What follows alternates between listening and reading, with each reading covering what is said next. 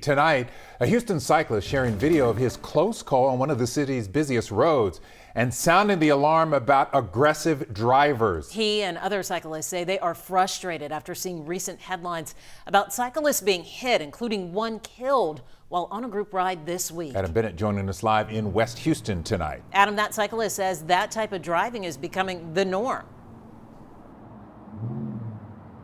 Mia, he told me since the start of the pandemic, he has seen drivers' patience and distraction levels get worse. Meanwhile, the head of one advocacy group told me he believes that bike infrastructure is key to safe streets.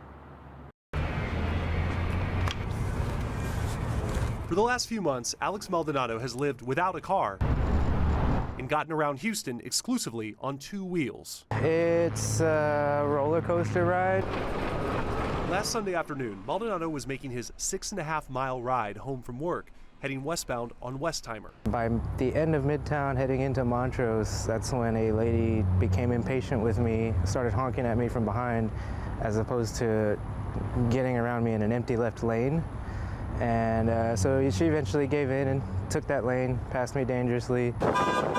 Further down the road, Maldonado says he passed that same driver and other traffic. That's when she seemed to lose it, yell at me out of her window with the phone in her hand while still honking and chasing me for about a mile and a half.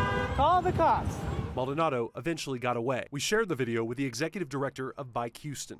In a city that's designed almost exclusively for driving, this is the preventable, predictable type of behavior that we see all too much of in Houston. Joe Cutrufo says Westheimer is emblematic of the problem. A destination-rich street that looks like a place people could walk and bike safely, that operates like a highway. We've already begun to change the way we're thinking about this, but we need the resources and the political will to make real progress. Maldonado has filed a police report on Sunday's incident. Meanwhile, TxDOT says that pedestrians and cyclists made up 1 in 5 of all traffic deaths on Texas roads last year. Mia. Adam, I want to ask, just going back to that deadly incident earlier this week where a driver hit and killed a Pride bike ride cyclist, what's the latest with that case? Well, Mia, police are still looking for that silver Mercedes E-Class sedan with the out-of-state license plates, and they're also looking for any surveillance video in that incident.